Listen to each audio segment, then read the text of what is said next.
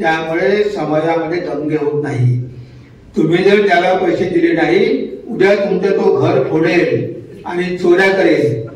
त्यापेक्षा तो चोऱ्या तरी करत नाही, तो ते दारू पडून तरी राहतो. म्हणून त्यामध्ये सुद्धा फायदाच आहे. तर इथे आपण काहीही केलं तरी पहिले प्रश्न विचारतो की मला काय मिळणार आहे. हा भाव पूर्णपणे सोडून दिला तर तो कर्मयोग होतो. मग राजयोग आहे, कुंडली शक्ती, साप आहे याचा वाटोळा. आता आपल्या शरीरामध्ये 7 चक्र आहे. आता इथे मूलाधार, मणिपूर, स्वाधिष्ठान, अनाहत, विशुद्ध, आज्ञा आणि सहस्रार, आणि त्याच्या खाली कुंडली शक्ती आहे. आता ती जागृत करण्यासाठी ध्यान करावं लागतं, मन पवित्र करावं लागतं. आपल्या मनामध्ये एवढे काही विकार आहे, तर हे विकार असल्यामुळे आपलं मन आज अशुद्ध झालेलं आहे. काम, क्रोध, लोभ, मद, मोह, मत्सर. आता आपल्या सगळ्यांना माहिती आहे की हे आपले शत्रू आहे. क्रोध करणं, लोभ करणं, ईर्ष्या करणं, मत्सर करणं, द्वेष करणं, हे सगळे आपले शत्रू आहे.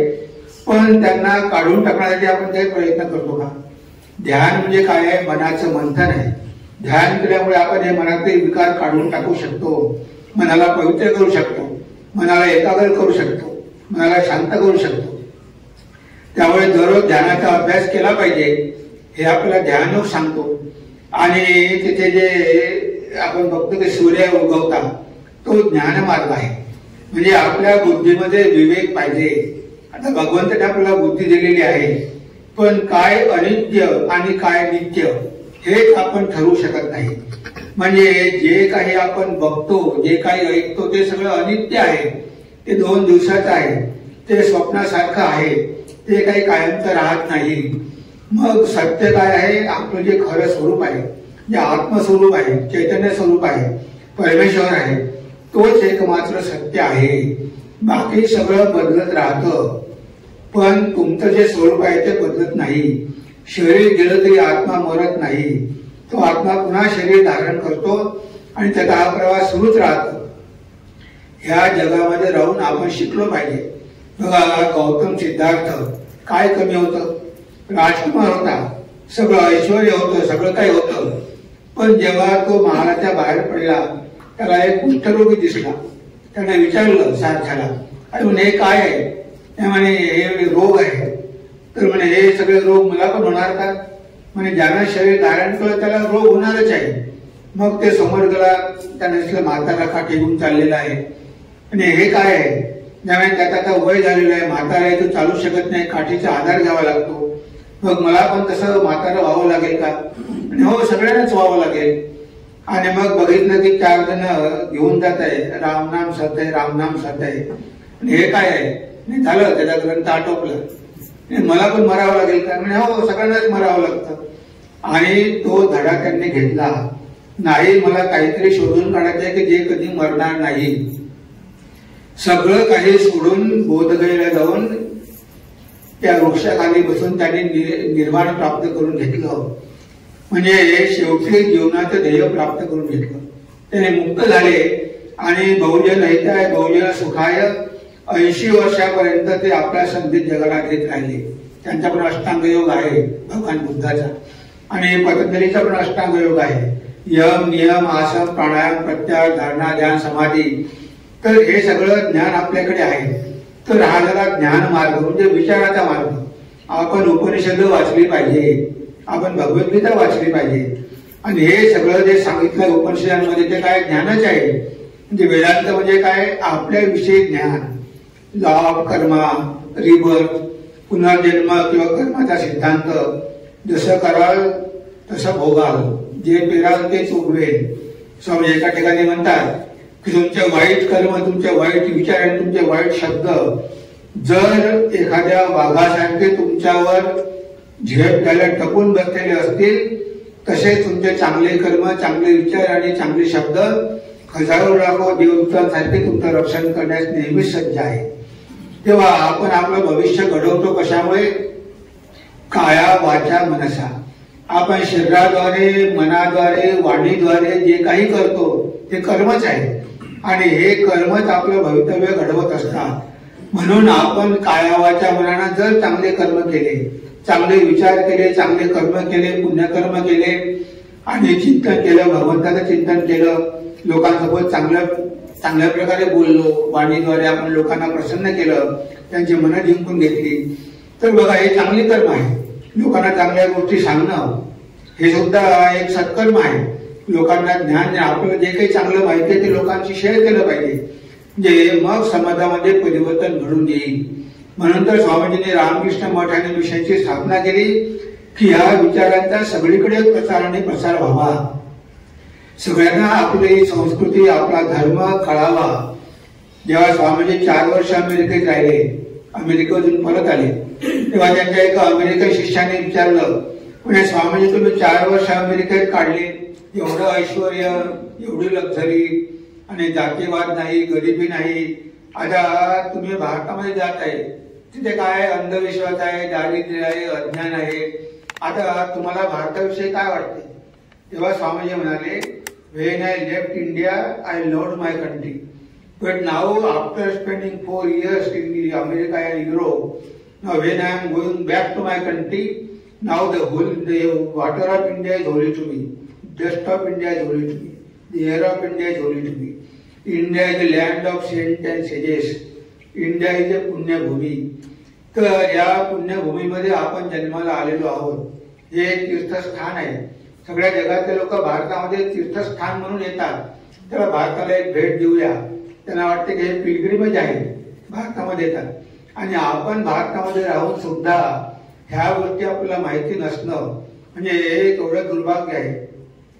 तर हे सगळं आपल्या मुलांपर्यंत गेलं पाहिजे, पुढच्या पिढींपर्यंत गेलं पाहिजे, लोकांना जागृती झाली पाहिजे आणि धर्माचं आचरण करून मोक्ष प्राप्त करून घेतला पाहिजे.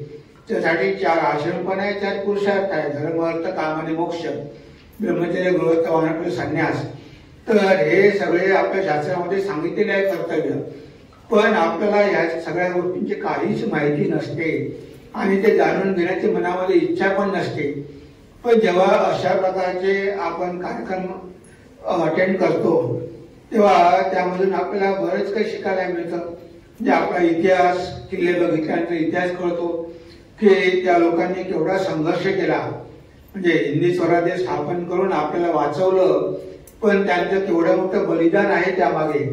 हे सगळं आपण बघतो, आपल्याला जाणवतं. भारताला स्वातंत्र्य मिळवून देण्यासाठी किती स्वातंत्र्यवीरांनी आपलं बलिदान दिलं, त्यामुळे आपलं स्वातंत्र्य मिळालं. आपण आनंदामध्ये आहोत, तेवढा संघर्ष करावा लागत नाही. पण त्यांनी मिळवून दिलेलं स्वातंत्र्य टिकवून ठेवणं हे तरी आपल्या हाती आहे, कारण हा तो त्यांचा वारसा आहे. आपल्याला हा सगळा वारसा मिळालेला आहे, ह्या सगळ्या परंपरा मिळालेल्या आहेत. आता ते जोपासणं आणि ते पुढे घेऊन जाणं हे सगळं आपल्यावर अवलंबून आहे. आणि म्हणून जेव्हा अशा प्रकारचे कार्यक्रम आपण करतो, हेरिटेज वॉक, तेव्हा आपल्याला इतिहासाबद्दल शिकायला मिळतं, भारताचा भूतकाळ बघायला मिळतो, लोकांची मिसळायला मिळतं, लोक कसे वागतात, कोणत्या भागामध्ये कसे लोक राहतात. आता कितीतरी लोक नॉर्थ ईस्टमध्ये जातात, विवेकानंद केंद्राचे वगैरे कितीतरी कार्यकर्ते आहेत.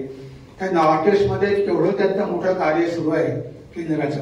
कितीतरी भागामध्ये शाळा सुरू झालेल्या आहे.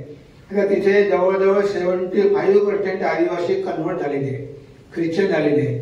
कारण त्यांच्याकडे कुणीही लक्षच दिलं नाही. त्यांना कसं बाहेर काढायचं गरिबीच्या किंवा दारिद्र्याच्या हे कोणी बघितलंच नाही. आता जेव्हा आपल्याला जाग आली तेव्हा आपण बघतो की अरे असं जर होत राहिलं तर सनातन धर्म किंवा हिंदू धर्म टिकणार कसा, राहणार कसा. म्हणून आता आपल्याला जाग आला, आता आपण जाऊन काहीतरी करतो. नाहीतर पूर्वी तर आपण या लोकांवर अत्याचारच केले. आपण म्हणतो की विभागणी झाली, पण कोणी हे विभागलं.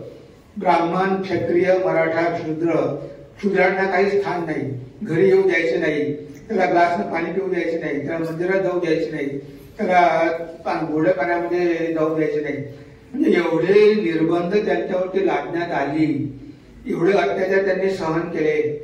मग ते ब्रिटिशांच्या मिलिटरीमध्ये भरती झाले आणि शेवटी आपल्या देशावरच त्यांनी राज्य केलं. आपल्याच लोकांना घेऊन, ते काही तिथून घेऊन आले नाही लंडनवरून. म्हणजे आपल्यामध्ये भेद असल्यामुळे, आपण अशी भेदबुद्धी केल्यामुळे आपला त्या फुटीचा त्यांनी गैरफायदा घेतला आणि आपल्याला 1000 वर्ष गुलामी पत्करावी लागली. पण भारत देश भगवंताचा प्रिय आहे. जेव्हा जेव्हा अशी संकट येतात तेव्हा भगवंताला स्वतः अवतार घ्यावा लागतो आणि पुन्हा धर्माची स्थापना करावी लागते. यदा यदा हि धर्मस्य ग्लानिर्भवति भारत अभ्युत्थानमधर्मस्य तदात्मानं सृजाम्यहम्. गीतेमध्ये भगवंतांनी म्हटलं आहे की जेव्हा अशी स्थिती निर्माण होते की सनातन धर्म जणू काही नष्ट होत आहे, तेव्हा मला पुन्हा पुन्हा अवतार घेऊन धर्माची स्थापना करावी लागते. आणि यावेळेस भगवान श्री रामकृष्ण, विवेकानंद, त्यांचे 16 संन्यासी शिष्य, ही सगळी मोठी टीमच्या टीम आलेली आहे. आणि आता आपण बघतो की सगळ्या जगामध्ये भारत आणि भारताचा धर्म याविषयी लोकांना कळू लागलेला आहे. आज वेदांताला खूप मागणी आहे. अमेरिकेमध्ये आमचे कितीतरी सेंटर आहे, अमेरिकेत आहे, रशियात आहे, जपान, जर्मनी, या सगळ्या देशामध्ये आपलं केंद्र आहे. आणि डिमांड दिवसेंदिवस वाढतच आहे. कारण लोकांना जाणून घ्यायचं आहे की मेल्यानंतर काय होतं, काही मनुष्य राहतो की नाही. म्हणजे स्वतःबद्दल जाणून घेण्याची इच्छा निर्माण झालेली आहे, म्हणजे सत्य जाणून घेण्याची इच्छा निर्माण झालेली आहे. म्हणून एवढे साधू विदेशात जाऊन प्रचार करतात. तेव्हा हेच आपलं कल्चर आहे, हेच ह्यात आपला वारसा आहे, हेच आपलं हेरिटेज आहे. Spiritual heritage, cultural heritage, historical heritage, हे सगळं आपल्याला जोपासायचं आहे आणि पुढच्या पिढीला हँडओव्हर करायचं आहे. आणि आपल्याला आपलं जीवन पण उन्नत करायचं आहे. आपण आहोत तसंच राहायचं नाही, यंत्रासारखं जीवन जगायचं नाही, नुसतं पैसे कमवण्यासाठी जगायचे नाही, तर आपल्याकडून काहीतरी जगाचं कल्याण पण झालं पाहिजे. जगाच्या कल्याणात संतांच्या विभूती देह जिजवती परोपकारी. तर तिकडून सूचना आलेली आहे की आता वेळ संपलेला आहे, वेळ संपत आलेली आहे आणि आपला हेरिटेज रन करायचं आहे आता. तेव्हा तुम्हाला आता हेरिटेज रन करायला मोकळीक आहे. तिथे तुम्हाला एक पुस्तक दिलं जाईल आणि प्रसाद दिला जाईल. आणि आजचा हा कार्यक्रम आपण इथेच थांबूया, कारण या विषयावर आपण कितीही बोलत राहिलो तरी वेळ काही आपल्याला पुरणार नाही. आपण कितीही बोलू शकतो, पण तुम्हाला आता या पुस्तक देणार आपला भारत, आपली संस्कृती, हे जर तुम्ही वाचलं तर तुम्हाला बऱ्यापैकी हेरिटेज बद्दल कळेल आणि त्यामधून तुम्ही काही ना काही आचरणामध्ये आणण्याचा प्रयत्न कराल. तेव्हा आपण इथेच आज थांबूया. नमस्कार, धन्यवाद.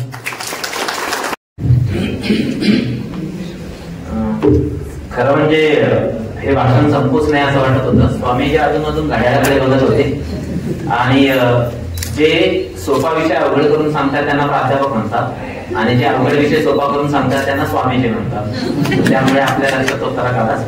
त्यांनी निवृत्तीच्या संदर्भात खूप चांगलं भाष्य केलं. नुकतेच आमच्या महाविद्यालयातून निवृत्त झालेले प्राध्यापक पाडेसरी आलेले आहेत. निवृत्तीनंतर खूप चांगलं आयुष्य कसं जगावं याचा ते एक आदर्श आहे. तर त्यांच्या हस्ते स्वामीजींना हे शतकापूर्वीचे पुणे, म्हणजे पुण्यामध्ये जेव्हा पहिला कॅमेरा आला तेव्हा काढलेले पुण्याचे फोटो आहेत. डावीकडे पुण्याचे फोटो त्यांना असतात तिथेच काढलेले फोटो आहेत. तर हे आपल्या मठाच्या ग्रंथालयाला भेट म्हणून पाडेसरांच्या हस्ते त्यांनी स्वामीजींना एक पुस्तक द्यावं अशी त्यांना विनंती करतो. ते पण आपल्याला बाहेर गेल्यानंतर 1,200 लाडू आणलेत बरं का. 1,200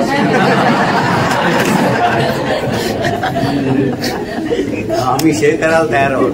तुम्ही चौकशी केली का? चौकशी केली का? आता बघा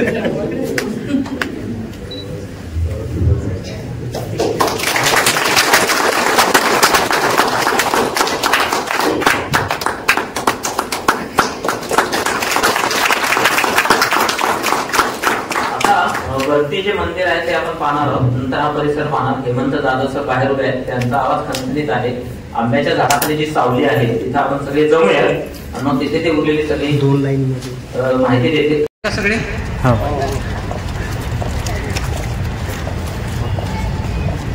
या आश्रमामध्ये जे सगळे कार्यक्रम चालतात त्याच्या कोऑर्डिनेशनचं काम हेमंत चव्हाण सर सांभाळतात सगळं. ते या सगळ्या परिसराची तुम्हाला माहिती देतील. अर्थात आपला कार्यक्रम कसा असतो, आता सगळा प्राथमिक परिचय करून देणं, नंतर उद्या परवा केव्हाही संध्याकाळी तुमच्या सोयीनं तुम्ही इथे येऊ शकता. हे सगळे दालना सगळा भाग व्यवस्थित तुम्ही बघू शकता. त्यात आपल्याला या सगळ्याची माहिती देतील.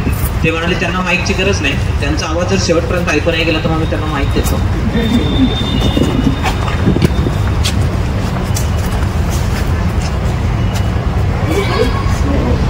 सर ऐकू येते का? मला तर येत आहे. माझं नाव परत एकदा सांगतो, हेमंत चव्हाण.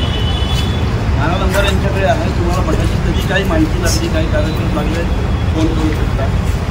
इथे एक QR कोड लावलेला आहे नोटीस बोर्डवर. तो तुम्ही स्कॅन केला तर मठाच्या व्हॉट्सअप ग्रुपवरती जॉईन होऊ शकता. मठाच्या कार्यक्रम तुम्हाला व्हॉट्सअपवर येतील. आपल्याकडे वेगवेगळे कार्यक्रम होत असतात, लहान मुलांपासून ते वयोवृद्ध लोकांपर्यंत सगळ्यांसाठी. आपल्याकडे एक बालक संघ चालतो ज्याच्यामध्ये 101 मुलं असतात आजूबाजूच्या झोपडपट्टीची, पहिलीपासून ते 10वीपर्यंत. त्याचं शालेय शिक्षणापेक्षा म्हणा इतर शिक्षण फ्री होतं. त्यांना पौष्टिक आहारही दिला जातो, त्यांना पौष्टिक आहारही दिला जातो. आणि त्यांचे मग बाकी जे काही कोणाचे काही छंद असतील तर तेही पुरत आहे. तबला, पेटी, संस्कृत शिकायचं आहे तर त्यासाठी पण वेगवेगळे शिक्षक नेमलेले असतात. आता इथं खाली बघितलं तर इथं पुस्तक विक्री विभाग आहे. तो सकाळी 8:30 ते 12 आणि 1:30 ते 8 एवढा उघडा असतो. बुधवारी हाफ डे चालू असतो, बुधवारी दुपारी सुट्टी असते. मठ सकाळी 5 ते 12 आणि संध्याकाळी 4 ते 8:30 एवढा चालू असतो. सकाळी 5 वाजता मंगल आरती किंवा काकड आरती ज्याला म्हणतात ती होते. संध्याकाळी 6:30 रोजची आरती होते. याच्या व्यतिरिक्त काही उत्सव असतात तेव्हा पण छोटे भजनं, लेक्चर्स वगैरे होतात. एकादशीच्या दिवशी रामनाम संकीर्तन होतं जे साधारणपणे आरतीनंतर 1 तासभर चालतं. तुम्ही येऊ शकता त्यासाठी सुद्धा. पुस्तक विक्री विभागानंतर इथे हा पूर्ण पॉलिक्लिनिक आहे. ती 3 मधली जी बिल्डिंग दिसते आहे याच्यामध्ये सर्व वैद्यकीय सेवा उपलब्ध आहेत. फक्त इमर्जन्सी वॉर्ड नाही आहे आणि बाकी ट्रीटमेंट नाही आहे. OPD जे म्हणतो तो प्रकार आहे. फक्त 50 रुपये भरून चेकअप वगैरे सगळं होतं. बाकी मग रेफरन्सेस बाहेर पाठवू शकतात कसंही. पहिल्या मजल्यावरती लायब्ररी आहे, मोठी लायब्ररी आपली मठाची. तिथं मेंबरशिप तुम्ही घेऊ शकता. खूप कमी फी आहे, वर्षाची 240 वगैरे आहे.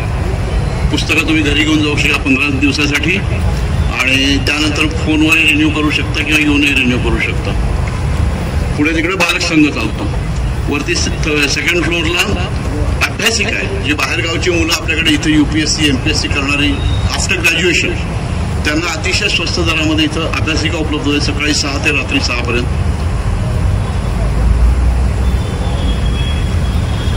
पॉलिक्लिनिक झालं, ग्रंथालय झालं, अभ्यासिका झाली. बाकी मग इथे माहिती दिलेली आहे तुम्हाला. स्वामीजींच्या लाईफचं पोस्टर इथं लावलेलं आहे, ते वाचू शकता. पुस्तकं कधी घेऊ शकता. आपली पलीकडे एक मोठी बिल्डिंग होती आहे ज्ञानपीठ म्हणून आहे. तिचं 3 बिल्डिंगचा प्रोजेक्ट आहे. आता एकच होती आहे कम्प्लीट. त्याच्यामध्ये ह्युमन एक्सलन्स डिपार्टमेंट ज्याला म्हणतो किंवा काय म्हणतात आत्मविकास या दृष्टीने पर्सनॅलिटी डेव्हलपमेंट त्या अनुषंगाने प्रोग्राम्स होणार आहेत. त्यानंतर दुसरी बिल्डिंग आहे ज्याच्यामध्ये स्कूल ऑफ लँग्वेजेस होणार. वेगवेगळ्या भाषा शिकवल्या जातील. कारण स्वामीजींचा हा विचार होता की आपण धर्मगुरू होणार किंवा जगभर पसरणार तर आपल्या लोकांना भाषा यायला पाहिजे. तर त्यासाठी रामकृष्ण मठ प्रयत्न करतो. बऱ्याच ठिकाणी जिथं जिथं अशी सुविधा आहे तिथं भाषा वगैरे शिकवल्या जातात. आणि तिसरी बिल्डिंग होणार तिथे वैदिक स्टडीजसाठी होणार आहे. त्यातून लॉंग प्रोजेक्ट्स आहेत. पण तिथं मग पोस्ट ग्रॅज्युएशन वैदिक स्टडीजसाठी आम्ही सोय करणार आहोत. तर ही माहिती आहे. आणखीन तुम्हाला काही लागलं इकडे साधू निवास आहे. साधू लोक इकडे राहतात. हे एवढी माहिती आहे. अजून काही लागलं तर तुम्ही चेक करू शकता. IKMPune.org वेबसाईट आहे त्याच्यावरती चेक करू शकता. ज्यांना इंटरेस्ट असेल त्यांनी QR कोड स्कॅन करा म्हणजे तुम्हाला व्हॉट्सअपची माहिती येते. आत्ता डिसेंबरमध्ये एक आंतरयोग शिबिर म्हणून आहे. स्वामी गुणेशानंद म्हणून राजकोटचे ते भगवत आणि रामायण ह्याच्यावर खूप छान बोलतात. त्यांचे यूट्यूबवर पण लेक्चर्स आहेत भागवताचे. यूट्यूबवर पण लेक्चर्स आहेत त्यांचे. गुणेशानंद म्हणून स्वामी गुणेशानंद. ते आत्ता 11, 12, 13 डिसेंबरला 13, 14, 15 इथं या कार्यालयात 3 दिवसाचा कार्यक्रम आहे. 150 रुपये फी आहे. योगा शिबिर नाही, आंतरयोग शिबिर. साधना आणि आंतरयोग याच्यामध्ये भागवतावरती लेक्चर्स आहेत. ध्यानधारणा थोडीशी होईल. बाकी काही भजनं वगैरे होतील. असं तो शेड्यूल असेल. तिथं दिलेला शेड्यूलचं लोक मराठी हिंदी दोन्ही. मराठीमध्येच असेल भागवत किंवा हिंदीमध्ये असेल भागवत. मलाही कल्पना नाही कारण ते आहेत गुजरातचे महाराज. हिंदी किंवा मराठी दुसरी कुठली भाषा नाही.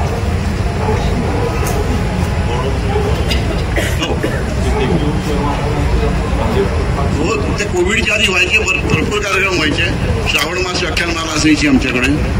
त्यात इतरही कार्यक्रम व्हायचे. रामनवमीला मोठा उत्सव असतो. मंदिराचा स्थापना दिवस आहे त्या दिवशी पण उत्सव असतो. परत रामकृष्ण परमहंस, मा शारदा देवी आणि स्वामी विवेकानंद यांचे 3 तिथी उत्सव, जन्मतिथी उत्सव मोठ्या प्रमाणात होतात. सकाळपासून हवन, पूजा, प्रसाद सगळं असतं, ओपन टू ऑल. रामनवमी मंदिराची स्थापना त्या दिवशी पण असतो कार्यक्रम मोठा. त्याचे कोर्सेस होतात, शिबिरं. आता कोविडमुळे बंद झाली होती, परत सुरू झाली की तुम्हाला मिळतील माहिती. 3-4 दिवसाचा कोर्स असतो, सकाळी 1 तासभर घेतात, हेच महाराज घेतात. ध्यान कसं करायचं, त्याच्या पद्धती काय, का करायचं, असं सगळा विषय ते कव्हर करतात त्याच्यामध्ये. नाही ते दर महिना एक मॅच असते, पण अजून ते कार्यक्रम कोविड नंतर जे बंद झालेत ते बंदच आहेत, अजून चालू नाही झाले. हा मठ याची स्थापना ऍक्च्युली कसं पूर्वी छोट्या प्रमाणावर मामा दांडेकरांनी सुरू केलं होतं. खूप आधी, मला माहित नाही, ते माझ्या जन्माच्या आधी असं. हा मठ स्थापन होता बरोबर 40 वर्ष पूर्ण झाली. 84ला हा मठ स्थापन झाला. पण त्याच्या आधी हा प्रायव्हेट सेंटर होतं. प्रायव्हेट सेंटर होतं म्हणजे भक्त लोक, ही संकल्पना अशी आहे की भक्त लोक येऊन एक छोटंसं सेंटर सुरू करतात आणि त्याच्या ॲक्टिव्हिटी जेव्हा वाढतात तेव्हा ते बेलूरला रिक्वेस्ट करतात की you take over it now. आणि मग त्यांचे संन्यासी साधू येतात, ते ट्रस्ट त्यांच्याकडे ट्रान्सफर होते आणि मग ते साधूंच्या ताब्यात होते. ते 84 साली इथं झालेलं आहे. स्वामी भोमानंद महाराज म्हणून आले होते, ते इथं 2010 पर्यंत होते. 10 पासून मग हे महाराज झाले अध्यक्ष म्हणून. हो, कारण स्वामीजींचा हा विचार होता की स्त्रिया पण संन्यासी होतात, तर त्यांच्यासाठी काही ऑर्गनाइज स्ट्रक्चर नाही आहे, म्हणून मग त्यांनी त्या शारदा मठ स्थापन करायचं होतं. पण ते त्यांच्या मृत्यूनंतर झाला, स्थापन पण झालं, त्यांच्या बाकी बांधवांनी चालू केला. तो सगळीकडे नाही, त्याच्या पण शाखा भरपूर आहेत. तो फक्त महिलाच चालवतात. यांचा त्यांचा तसा संबंध नाही, इंटरफिअरन्स नाही. त्यांची टीम वेगळी आहे, त्यांचे कार्यक्रम वेगळे असतात, बट प्रिन्सिपल जर सेम सकाळी 6ला उघडतं, 12 वाजेपर्यंत असतं, संध्याकाळी 4 ते रात्री 8 वाजेपर्यंत असतं. ते नाही पुरुषांनाही अलाउड आहे. फक्त काही सर्टन याच्यापर्यंत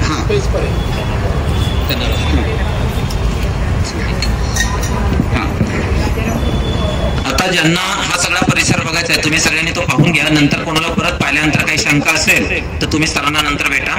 सरांनी 85 मध्येच स्वेच्छानिवृत्ती घेतली. अच्छा, नाही, त्यांना परमेश्वराने हे केली आणि त्यांनी स्वतःचं सगळं आयुष्यात या महत्वाच्या कामाला वाहून घेतलेलं आहे. आपल्याकडे नियमित येणाऱ्या मॅडम पण इथे फिजिशियन म्हणून त्यांनी 2 वर्ष काम केलेलं आहे, त्याच्या कोपऱ्यामध्ये उभ्या आहेत. आज त्यांना खूप आनंद झाला इथे आल्यानंतर, पुन्हा एकदा मनातला भूतकाळ जागा झाला. मीही FYला असताना इथेच आंब्याच्या झाडाखाली बसून अभ्यासच करायचो आणि त्याचा मला खूप फायदा झाला. अभ्यासच करायचो आणि मोबाईल नव्हता आणि त्यामुळे इथे छान अभ्यास व्हायचा. ते सगळे संस्कार होत राहिले. त्यामुळे ही मठाची जी वास्तू आहे तिथं आल्यानंतर एका वेगळ्याच विश्वामध्ये गेल्याचा भास होतो. बेळगावचा सुद्धा रामकृष्ण मठाचा आश्रम खूप चांगला आहे. या निमित्तानं तुम्ही सगळे आलात आणि दिवाळीनंतर परत एकदा हे सगळं पाहतोय, तर तुम्ही हे सगळं परिसर पहा आणि परत तुम्ही सरांना हव्या तेवढ्या शंका विचारा. एक गोष्ट राहिली, या मंदिरात 84 पासून झाल्यापासून इथे बरेच रामकृष्ण मठाच्या ऑर्डरचे सिनियर साधू, अध्यक्ष, उपाध्यक्ष येऊन गेले. ते इथे राहतात, साधना करतात. त्यामुळे या भागेला जागेला आणि मामा दांडेकरांपासून हे कार्य चालू आहे, तेव्हा याला ते पावित्र्य आहे. आणि दुसरी एक गोष्ट सांगायची झाली म्हणजे रामकृष्ण मठामध्ये मंत्रदीक्षेचा कार्यक्रम असतो. मंत्रदीक्षा दिली जाते किंवा ते काय म्हणतात मिळते म्हणा काही, पण त्यासाठी सगळ्या साधूंना तो अधिकार नाही. तो फक्त बेलूर मठाचे जे अध्यक्ष, उपाध्यक्ष आणि काही निवडक लोक असतात आणि तो वर्षातून एकदा किंवा 2दा कार्यक्रम होत असतो, तेव्हा ते इथे येतात. मंत्रदीक्षा दिली जाते, तुम्हाला मंत्र दिला जातो जप ध्यान करण्यासाठी. याच्यामध्ये मंत्र देणारे जे साधू असतात ते एक माध्यम असतात, आपले गुरु रामकृष्ण परमहंसच असतात. त्यामुळे यांना हे फक्त एक माध्यम म्हणून ते ट्रीट होतं की माझे हे गुरु ते म्हणायला, गुरु तेच. तर त्यासाठी सुद्धा तुम्ही येऊन चौकशी करू शकता ऑफिसमध्ये. नॉर्मली दरवेळेला रामनवमीच्या वेळेला हा कार्यक्रम व्हायचा. आत्ता सध्या जरा शेड्यूल बदललं बरंचसं, तर एखाद्याच मे जूनमध्ये दुसरी दीक्षा होण्याची शक्यता आहे. तर त्यासाठी जर तुम्हाला कोणाला इंटरेस्ट असेल तर काही प्रिलिमिनरीज असतात, तिघांचं चरित्र वाचणं, थोडं मठाबद्दल माहिती असणं किंवा या ऑर्डरबद्दल माहीत असणं, आणि तुम्ही इथं येऊन नाव नोंदवू शकता बुक स्टॉलमध्ये. तर तुम्हा सर्वांना धन्यवाद. आता तुम्ही सगळं पाहून या आणि परत सरांना तुम्ही भेटा सगळे.